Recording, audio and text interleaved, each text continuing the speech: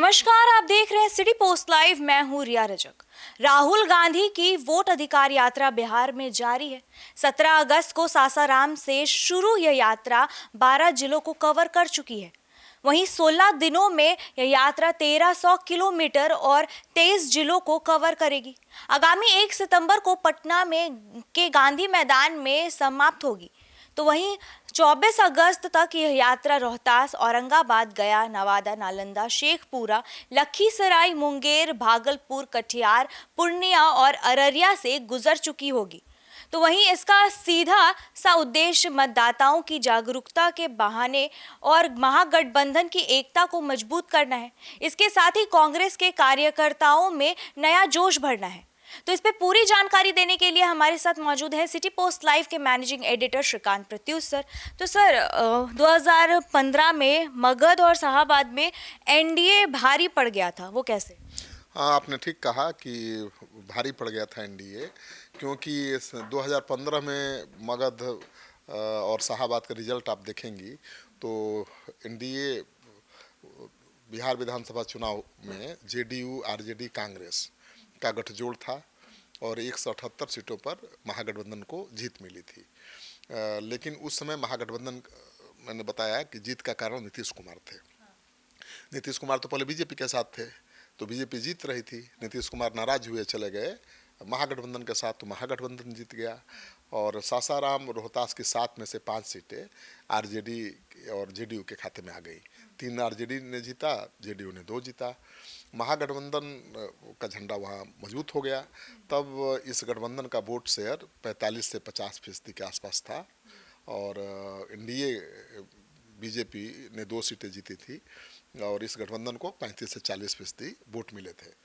गया की 10 में से 7 सीटें महागठबंधन ने जीती थी, जिनमें जेडीयू ने 4, आरजेडी ने 3। वोट शेयर 48% के आसपास था, 48 से 52%। और एनडीए बीजेपी ने 3 सीटें जीती थी और वोट का प्रतिशत 30 से 35% था। तो वोट के परसेंटेज में भी बहुत भारी अंतर था। औरंगाबाद की 6 में से 4 सीटों का रिजल्ट आप जान लीजिए कि 6 में से 4 महागठबंधन के खाते में गई थी। जेडीयू को 2 सीटें मिली थी, आरजेडी और कांग्रेस को 1-1 सीट मिली थी। वोट शेयर 45 से 50% था, जबकि एनडीए में बीजेपी को केवल 2 सीट मिली थी और वोट का प्रतिशत 35% के आसपास था। नवादा की 5 में से 3 सीटें महागठबंधन ने जीत ली थी और जिनमें से जेडीयू ने 2 पर जीता था और आरजेडी ने 1 सीट जीता था। वोट शेयर 45% रहा। एनडीए में बीजेपी को 2 सीट मिली और वोट प्रतिशत केवल 40% रहा। तो वो अलग माहौल था, अलग गठजोड़ था। इस बार अलग माहौल है, अलग गठजोड़ है। इस बार तो प्रशांत किशोर भी मैदान में आ गए हैं, तो चुनाव को त्रिकोणात्मक संघर्ष में बदल दिया है। तो माहौल भी अलग है, समीकरण भी बदल गया है। 2020 में महागठबंधन के साथ नीतीश कुमार नहीं थे, फिर भी अच्छा परफॉर्मेंस किया था, लेकिन कांग्रेस की वजह से तेजस्वी यादव सत्ता में आने से चूक गए थे। आपने ठीक कहा कि 2020 में एनडीए ने 125 सीटें जीती थी, जबकि महागठबंधन 110 सीटों पर रुक गया था। तेजस्वी केवल 12,000 वोटों से मुख्यमंत्री बनने से चूक गए थे। तो ये सच बात है। और आप देखेंगे अगर चुनाव का रिजल्ट, तो 2020 में टोटल 125 सीटें मिली थी जेडीयू बीजेपी को, ठीक है। महागठबंधन को 110 सीटें मिली थी। लेकिन खास बात ये थी कि तेजस्वी यादव के साथ नीतीश कुमार नहीं थे, तब भी आरजेडी को बहुत बड़ी सफलता मिली थी और महागठबंधन 110 सीट जीतने में कामयाब हुआ था। तेजस्वी यादव को लोग कहते हैं कि भाई 2, 4, 5 हज़ार का जहाँ अंतर था, वहाँ जानबूझ के उनको हरा दिया गया, नहीं तो उनकी सरकार बनती। और ये भी आरजेडी के लोग कहते रहे कि कांग्रेस के खराब परफॉर्मेंस के कारण तेजस्वी यादव सीएम बनने से चूक गए। तो आप ज़रा समझ लीजिए कि सासाराम और उधर का गणित, सासाराम की 5 सीटें हैं और 5 में से महागठबंधन ने मतलब 3 आरजेडी ने जीता, सीपीआई एमएल और कांग्रेस ने 1-1 जीत लिया। तो समझ जाइए कि शेयर वोट का मिला 45% और एनडीए में बीजेपी ने 2 सीट जीती और परसेंटेज ऑफ वोट था 40%। गया में भी ऐसा ही हुआ। गया में 5 सीटें थी, महागठबंधन के खाते में गई 3, मतलब आरजेडी के खाते में 3, कांग्रेस के खाते में 2 और वोट शेयर मिला 45%। और एनडीए में बीजेपी को 4 सीटें मिली, जिसमें से 1 सीट जेडीयू को और बाकी सीटें 4 सीटें बीजेपी को, ठीक है। और वोट का प्रतिशत 40% था। औरंगाबाद में 3 सीटें, ठीक है, महागठबंधन ने जीती। कांग्रेस ने 2 सीट जीती, आरजेडी ने 1 सीट जीती। वोट शेयर रहा 43%, जबकि एनडीए की ओर से बीजेपी को 2 और एनडीए को, जेडीयू को 1 सीट मिली थी।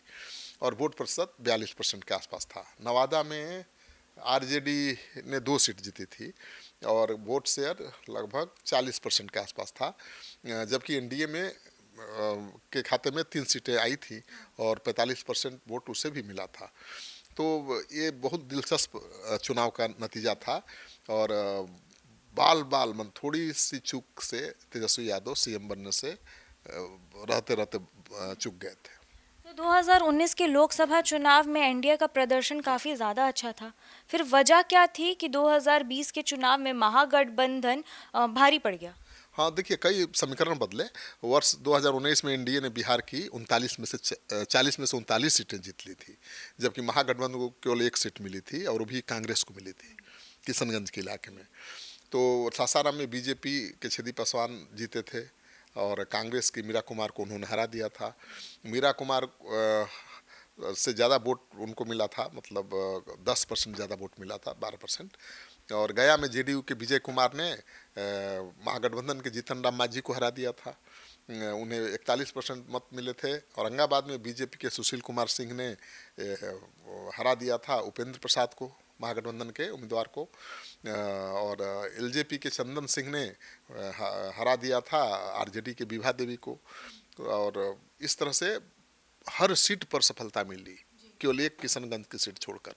और वो स्वाभाविक था कि किशनगंज बहुत मुस्लिम बहुल इलाका है, तो महागठबंधन के खाते में ही जाएगा। लेकिन बाकी सभी सीटों पर जीत होगी एनडीए की। लेकिन 2019 में इस इलाके में एनडीए का तो दबदबा दिखा, मगर 2024 में सासाराम, औरंगाबाद, काराकाट में महागठबंधन जीत गया। पूरा एनडीए का खूंटा ही उखड़ गया।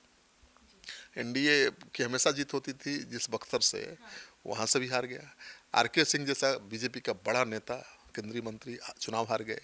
उपेंद्र कुशवाहा एनडीए के साथ रहते हुए चुनाव हार गए। 2024 में एनडीए को 30 और इंडिया गठबंधन को 9 सीटें मिली। 2019 में कितनी थी? 39 सीटें 40 में से एनडीए के पास। और 2024 में रिजल्ट बदल गया, 30 सीटों पर एनडीए को सफलता मिली और बाकी 9 सीटें चली गई महागठबंधन में। तो सासाराम में कांग्रेस के मनोज कुमार जीत गए, ठीक है। बीजेपी के सीवेश राम को हरा दिया उन्होंने। और गया में जेडीयू के विजय कुमार जीत गए, आरजेडी के सर्वजीत को हराया। फिर औरंगाबाद में आरजेडी के अभय कुशवाहा ने बीजेपी के सुशील कुमार सिंह को हरा दिया।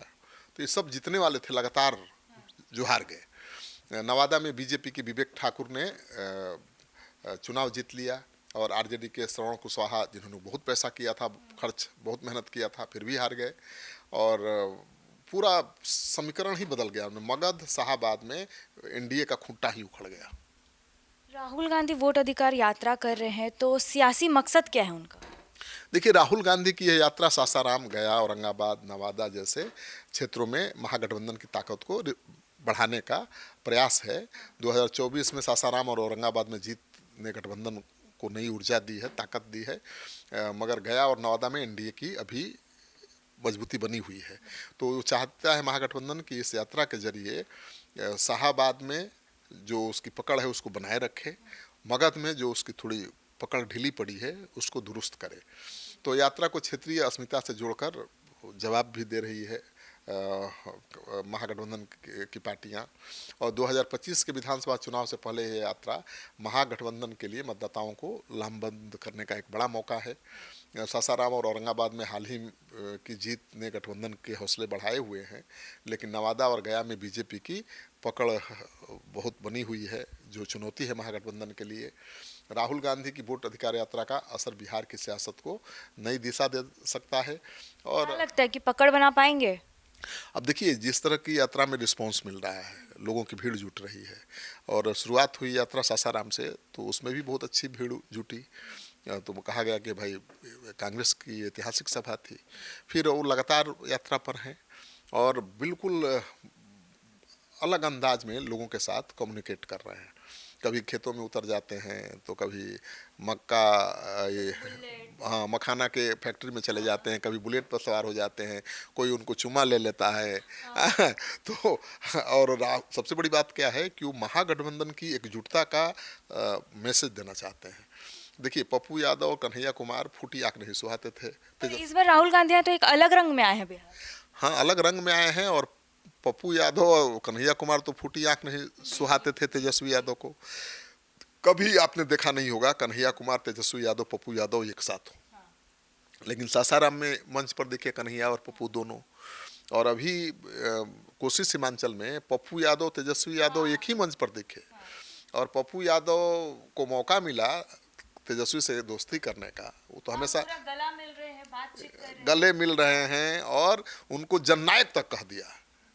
अरे कांग्रेस पार्टी तो जननायक किसको कहती है? राहुल गांधी को। लेकिन पप्पू यादव इतने भाव विह्वल हुए कि जननायक कह दिया तेजस्वी को। लेकिन आप उस वीडियो को देखिएगा ध्यान से, तेजस्वी जी का रिएक्शन देखिएगा तो बात समझ में आ जाएगी कि ठीक है राहुल जी के दबाव में तेजस्वी यादव ने अपना मन मार लिया है, ठीक है ना, उन्हें समझौता कर लिया है, लेकिन बिल्कुल रास नहीं आ रहे हैं पप्पू यादव। और पप्पू यादव को राहुल गांधी ने आगे कर दिया है क्योंकि उनको पता है कि कोसी सीमांचल में पप्पू यादव बहुत मजबूती दे सकते हैं। और कन्हैया कुमार को तो राहुल गांधी ने पूरे देश भर में वोटर अधिकार यात्रा की कमान दे दी है। तो कन्हैया कुमार पप्पू यादव को इस्तेमाल करना चाहते हैं राहुल गांधी, उनको फ्रंट फुट पर रख करके खड़ा करके खिलाना चाहते हैं। अब देखना यह है कि तेजस्वी यादव कब तक बर्दाश्त करेंगे, क्योंकि कन्हैया कुमार तो भूमिहार समाज से आते हैं, वो डायरेक्ट चुनौती नहीं है तेजस्वी यादव के लिए। हाँ युवा हैं तो चुनौती तो ऐसे भी है। जब कांग्रेस पार्टी सरकार बनाने की हालत में आएगी, चाहे अकेले लड़ने की स्थिति में आएगी। पप्पू यादव तो यादव समाज से आते तो बड़ी चुनौती, अभी ही चुनौती हो जाएंगे महागठबंधन में रहते हुए।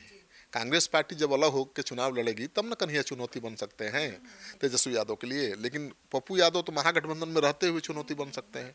वो तो हमेशा अपने को उत्तराधिकारी बताते रहे लालू यादव का, तेजस्वी यादव पर हमेशा निशाना साधते रहे हैं।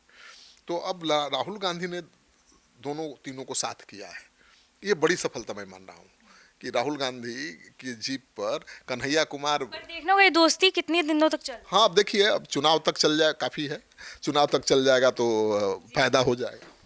तो जैसा कि आप सुन रहे थे हमारे डिबेट को, आपकी क्या राय है इस पे हमें कमेंट बॉक्स में ज़रूर बताइएगा। देखते रहिए सिटी पोस्ट लाइव, तब तक के लिए धन्यवाद।